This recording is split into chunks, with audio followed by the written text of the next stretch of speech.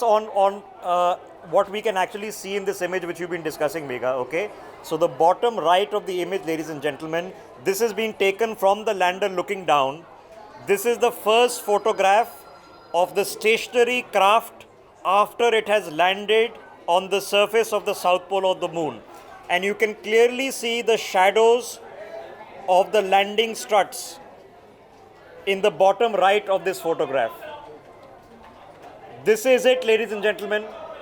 This is the final photographic confirmation of Chandrayaan-3 and its lander on the face of the moon, with the lander legs and the shadow clearly visible. Remember, the South Pole of the moon has 24/7 sunlight.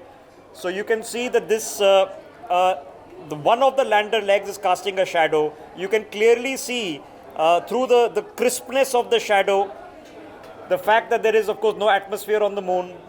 You can see that around the area, there are disturbances, which is, of course, as the lander has landed. Remember, even though there is no atmosphere on the moon, there is thrust of the lander. So you can see a slight disturbance on the dust around the moon. And you can see at the point on the bottom right, extreme right of this photograph, you can just see a slight glimmer.